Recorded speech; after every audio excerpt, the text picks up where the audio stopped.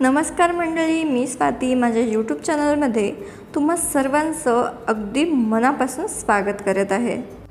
आज आपण केकचा अगदी आगळा वेगळा प्रकार पाहणार आहोत, तो म्हणजे मार्बल केक। चॉकलेट आणि व्हॅनिला फ्लेवर मिक्स हा मार्बल केक मी आज तुम्हाला बनवून दाखवणार आहे।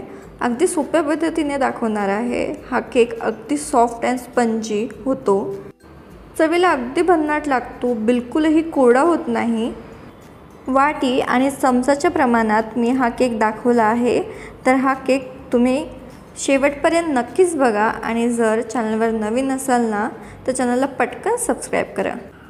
केक ओव्हनमध्ये बेक न करता मी पातेल्यामध्ये करणार आहे। तर एक पातेलं घ्यायचं, त्याच्या तळाशी स्टँड ठेवायचं आणि तळाशी आपल्याला घालायचं आहे मीठ आणि वरतून याला कव्हर करायचं। मंद आचेवर 10 मिनिटांसाठी आपण याला प्रीहीट करून घेऊ।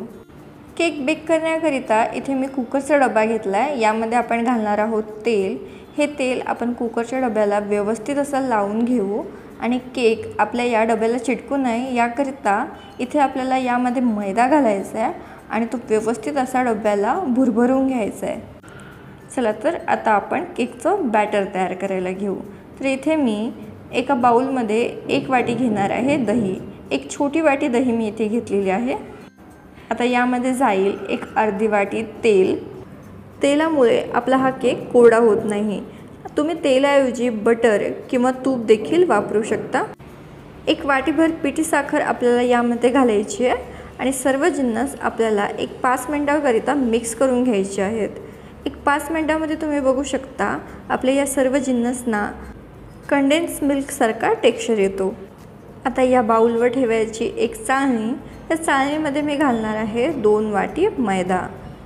आपल्या घरी चहापत्तीचा जो छोटा चमचा असतो ना, त्याने एक सपाट चमचा आपल्याला बेकिंग पावडर घालायचं आहे आणि एक पाव चमचा मी घालणार आहे खाण्याचा सोडा। अगदी परफेक्ट प्रमाण आहे। आता हे सर्व जिन्नस आपण छानपैकी चाळून घेऊया। तुम्ही बघू शकता मस्त असे सर्व जिन्नस मी चाळून घेतलेले आहेत। आता हे सर्व जिन्नस आपल्याला अगदी हलक्या हाताने मिक्स करून घ्यायचे आहेत। आपल्याला गरज वाटली तर आपण थोडंसं दूध यामध्ये घालू शकतो। गुठळाविरहित असं बॅटर आपल्याला इथे तयार करायचं आहे। आता मी या स्टेजवरती एक छोटा चमचा व्हॅनिला एसेन्स यामध्ये घालत आहे। हा देखील आपण या बॅटरमध्ये मिक्स करून घेऊ आणि थोडं थोडं दूध घालत हे छान असं बॅटर तयार करून घेऊ। इथे तुम्ही बघू शकता छान असं बॅटर मी तयार करून घेतलेलं आहे। या पद्धतीचं बॅटर आपल्याला हवं आहे। आता या बॅटरमधील अर्ध बॅटर आपल्याला एका वाटीमध्ये किंवा बाउलमध्ये ट्रान्सफर करून घ्यायचं आहे आणि हे वेगळं करून घेतलेलं बॅटर आहे ना, त्यामध्ये आपण 2 चमचे कोको पावडर घालणार आहोत। कोको पावडर घालून हे छान असं मिक्स करून घ्यायचं आहे। कोको पावडर घातल्याने बॅटर थोडंसं घट्ट होतं, त्याकरिता थोडंसं दूध घालून याला सेल करायचं आणि छान असं बॅटर तयार करायचं। इथे आपलं चॉकलेट आणि व्हॅनिला दोन्ही फ्लेवर बनून तयार आहेत। तर चला तर मग आपण लेअरिंग करून घेऊ। ज्या डब्यामध्ये केक सेट करायचं आहे ना, त्यामध्ये सुरुवातीला व्हॅनिला, मग चॉकलेट असे एकाच्या नंतर एक असे लेयर्स वरे लावून घ्यायचे, जेणेकरून आपल्या या मार्बल केकला छान असा टेक्स्चर येतो।